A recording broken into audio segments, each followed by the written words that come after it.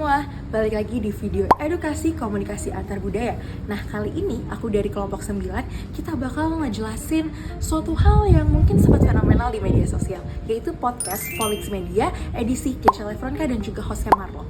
Kalau kamu tahu, podcast tersebut tuh sempat jadi fenomenal karena dianggap dalam pembicaraan tersebut terdapat banyak miskomunikasi. Tapi orang-orang tuh menilai bahwa mungkin personalitinya yang gak cocok karena obrolannya bener-bener kaku, gak nyambung, bahkan terkesan annoying. Tapi bakal kita bahas di sini, apakah memang mereka benar-benar karena personality yang tidak cocok atau ada isu komunikasi antar budaya di dalamnya? Kita kedatangan tamu, idol lagi, Keisha Lefronka. Ih, mentang-mentang gue dari pedalaman gitu ya. Apa hubungannya? Tepuk tangan dulu. Gimana rasanya dari orang kabupaten yang datang? Halo teman-teman, kita kedatangan tamu lagi nih dari idol. Namanya siapa? Keisha Lefronka. Selamat datang Keisha. Halo teman-teman. Nah, apa kabar Keisha? Aku alhamdulillah baik. Kakaknya apa kabar nih? Aku alhamdulillah juga baik banget. Makanya senang banget bisa ketemu Keisha. Nah, bisa kita lihat dalam salah satu momen bahwa komunikasi antara Marlo sebagai host dan juga Keisha sebagai bintang tamu terlihat seperti tidak nyaman.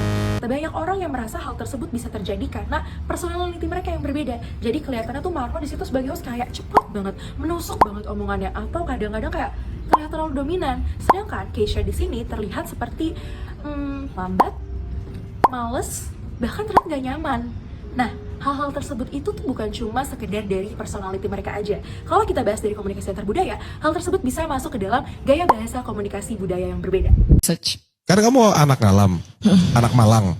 Kok bisa sih ngomong gue lo? Ada yang pernah bilang gak cocok gak? Ngomong gue lo. Pernah. Kenapa masih lanjutin? Dulu tuh dengerin dong. sabar, ada kisahnya. Ada kisahnya, cerita. Ceritakan dulu. Aku tuh syuting dulu, sempet Nah, Keisha, kan kamu tuh anak Malang ya? Anak Malang nih. Kok bisa sih ngomong gue? Kayak ada yang benar-benar gak cocok gak sih? Pastinya pernah sih ada. Oh iya, terus gimana kamu ngerasa bangga? Itu awal-awal tuh kan aku ada. Untuk memahami akar masalahnya, kita masuk kepada teori pertama, yaitu Anxiety or Uncertainty Management Theory, yang dikemukakan oleh William Gundy-Kons. Nah, di sini menjelaskan bahwa anxiety atau kecemasan itu dapat terjadi oleh penilaian orang lain, dan uncertainty itu adalah ketidakpastian tentang bagaimana sih sebenarnya kita harus berperilaku. Pada kasus Marlo dan Keisha, keduanya tampak mengalami mismanage dari anxiety dan juga uncertainty. Kalau kita lihat, Marlo terlihat tidak cukup mindful untuk membaca kenyamanan lawan bicaranya. Ia terus aja untuk menggunakan gaya langsung dan cepat. Sedangkan Keisha tampak semakin defensif dan semakin cemas sehingga jawabannya kayak singkat-singkat aja dan tidak eksploratif. Apa hal yang bisa dipelajari waktu di idol untuk karir yang sekarang? semuanya sih. Segala hal. Lagi sebagai orang kabupaten ya. Next question. Selama lu berkarir pernah ngerasain demam panggung gak sih? Oh sangat. Dan gimana cara mengatasinya? Meditasi. Oke. Hal apa yang paling lu nikmatin sebagai musisi? Ada pilihan abjad aja gak sih biar lebih cepet? Kayak bla bla bla. Jadi enggak, saya interview orang yang mau diinterview kok. Oh iya. Kalau kelihatan gak mau, ya saya baca aja. Iya. Secara profesional. Oke. Ada hal yang paling lu nikmatin gak sebagai musisi? Nyanyi, salah ya? Oke Keisha, apa sih hal yang paling lo nikmatin sebagai musisi? Apa ya? Jujur aku bingung sih kalau jawab kayak gitu karena aku nikmatin semua hasil dari aku jadi musisi. Oh iya, apa aja? Boleh ceritain nggak semuanya nih? Dari aku bisa keliling Indonesia buat nyanyi sama. Selanjutnya adalah teori Communication Accommodation Theory dari Howard Schultz.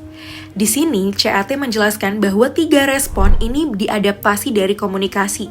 Yang pertama adalah convergence, di mana menyesuaikan gaya ke lawan bicara. Kemudian yang kedua ada divergence, di mana mempertahankan gaya sendiri dalam bicara. Yang ketiga ada non-accommodation, atau bisa disebut gagal atau enggan menyesuaikan. Nah, pada podcast ini kita tuh bisa melihat bahwa sebenarnya Marlo melakukan divergence di mana dia mempertahankan gaya cepat dan dominan. Sedangkan Keisha juga sama melakukan divergence tapi dengan cara pasif, di mana ia tetap bicara pelan dan berhati-hati. Dan yang paling tampak adalah non-accommodation dua arah, di mana sebenarnya mereka berdua tidak bertemu di tengah-tengah. Dengan akibat ritme tidak sinkron, humor tidak sampai, bahasa tubuh saling menolak, dan publik salah paham dalam menilai salah satu atau keduanya. Nah, sekarang kita masuk kepada solusi dan rekomendasi. Sebenarnya seharusnya mereka bisa seperti apa sih gitu ya. Yang pertama itu ada pra-interaksi briefing. Di sini sebagai host dan juga bintang tamu, seharusnya mereka berdua sudah menentukan ekspektasi dan apa aja yang sebenarnya mau diomongin. Jadi kayak gaya komunikasi mau kayak gimana, sensitivitas topiknya seperti apa, dan bahkan segala hal-hal ekspektasi di antara kedua mereka. Jadi kalau menurut teori Anxiety Uncertainty Management Theory, ini tuh dapat mengurangi ketidakpastian yang ada. Karena kalau kita lihat dari podcastnya di awal, Marlo bilang dia belum nyari tahu apa-apa tentang Keisha. Dari situ kita udah tahu, oke, berarti tidak ada briefing atau ada komunikasi ekspektasi yang dilakukan. Yang kedua adalah conscious convergence. Di sini sebenarnya peran Marlo sebagai host sangat dominan untuk dibutuhkan dalam pola komunikasi tersebut. Kalau sebenarnya Marlo mau, dia bisa menurunkan tempo dan memberi pertanyaan yang open-minded dan memberikan ruang nyaman untuk Keisha sebagai bintang tamu. Tapi sepertinya hal tersebut sudah terlalu tidak bisa dilakukan karena ada benturan yang terjadi. Dan harusnya Marlo tuh juga bisa memberikan media literasi untuk Keisha agar lebih siap juga Keisha tuh menghadapi perbedaan gaya budaya. Jadi Marlo bisa lebih menyesuaikan, Keisha juga bisa menyesuaikan Marlo. Jadi sama-sama saling menyesuaikan, di mana mereka ada conscious convergence di antara mereka berdua.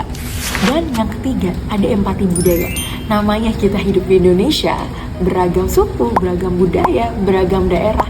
Sama harusnya kita tidak menunjukkan etnosentrisme di mana gue orang Jakarta nih, yang paling lu gue, yang paling bisa dan yang paling keren untuk ngelakuin lu gue. Nah, di situ sudah ada pancingan-pancingan tersebut. Mungkin menurut Marlo itu adalah humor, tapi ketika itu tidak dikomunikasikan sebelumnya, itu tidak bisa menjadi humor karena tidak ada komunikasi yang berjalan di antara mereka berdua. Sehingga empati budaya ini harusnya dapat menjadi menunda penilaian, terus juga mencoba melihat gaya komunikasi antar masing-masing tuh bukan jadi personality yang buruk, tapi menjadi ciri khas masing-masing. Dan hal tersebut bisa melihatkan bahwa kita sama-sama mempunyai perbedaan budaya yang bisa melengkapi satu sama lain. Dengan 3 langkah tadi, seharusnya konflik tadi bisa diselesaikan atau diminimalisir dengan baik. Nah, dari sini kita dapat mengambil pelajaran bahwa miskomunikasi ini bukan hanya dari apa yang dikatakannya salah. Nah, kalau kita lihat dari sini, sebenarnya nggak ada yang salah dari perkataan mereka semua. Cuma adanya perbedaan budaya bagaimana cara mengatakannya. Hal ini justru sangat mempengaruhi bagaimana seseorang dapat menjadikan miskomunikasi. Nah, dari sini kita seharusnya bisa mengambil makna bahwa setiap orang punya gaya bahasa masing-masing karena budayanya. Oleh karena itu, kita bisa lebih mindful, lebih bijak, dan lebih mengedepankan empati dalam budaya masing-masing.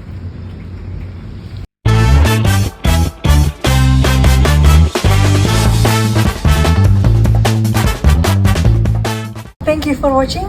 Bye-bye.